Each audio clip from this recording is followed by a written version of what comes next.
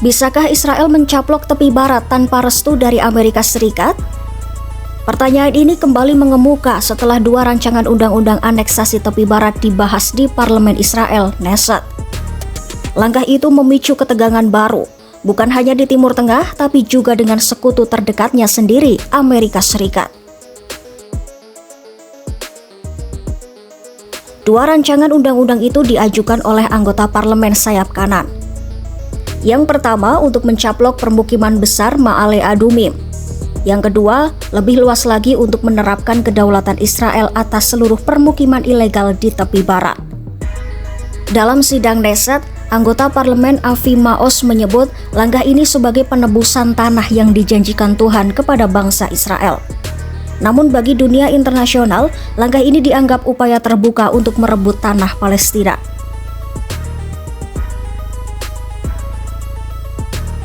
Tepi barat bersama Yerusalem Timur dan Gaza telah berada di bawah pendudukan militer Israel sejak perang tahun 1967. Meski hukum internasional menyatakan permukiman di sana ilegal, hingga kini sekitar 700.000 pemukim Israel sudah tinggal di wilayah Palestina. Pemerintah Israel selama ini belum secara resmi mencaplok tepi barat, tapi langkah-langkah de facto seperti pembangunan permukiman dan kontrol militer terus berlanjut.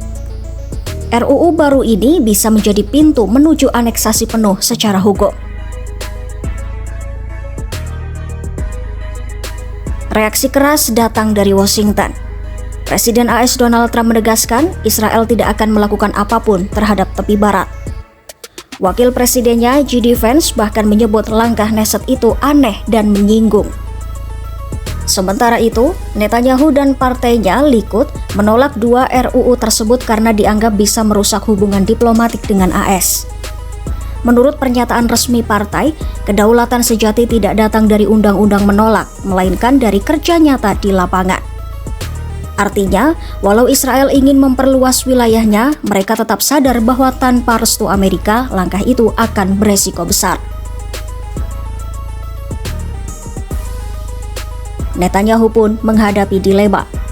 Di satu sisi, partai-partai koalisi sayap kanan menekan agar aneksasi segera dilakukan. Tapi di lain sisi, AS adalah penjamin utama gencatan senjata di Gaza dan penyokong militer terbesar Israel.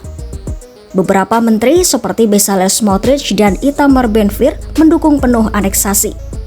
Namun, mayoritas anggota partai Likud justru memboikot pemungutan suara, menunjukkan betapa sensitifnya isu ini secara politik. RUU itu kini masih harus melewati 3 pembacaan tambahan sebelum bisa disahkan.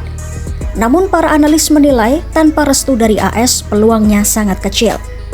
Sebab jika Israel tetap memaksa mencaplok tepi barat, konsekuensinya bisa berat. Di antaranya, bantuan militer AS dapat ditangguhkan, dukungan internasional menurun, dan gencatan senjata di Gaza bisa runtuh total.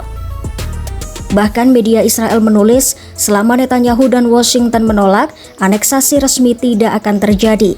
Tapi kontrol Israel atas tepi barat tetap meluas secara perlahan. Jadi, bisakah Israel mencaplok tepi barat tanpa restu Amerika Serikat? Secara politik sulit, secara fakta di lapangan, sebagian sudah terjadi. Selama puluhan tahun, pembangunan permukiman dan kebijakan kontrol militer telah menjadikan aneksasi berjalan perlahan tanpa perlu deklarasi resmi. RUU kali ini hanyalah puncak dari proses panjang itu. Dan selama Amerika Serikat masih menjadi penentu utama dalam konflik Timur Tengah, setiap langkah Israel di tepi barat, cepat atau lambat akan tetap bergantung pada restu Washington. Ini juga bukan sekadar pertanyaan tentang tanah, tapi juga soal kekuasaan, politik, dan siapa yang sebenarnya mengendalikan masa depan Palestina.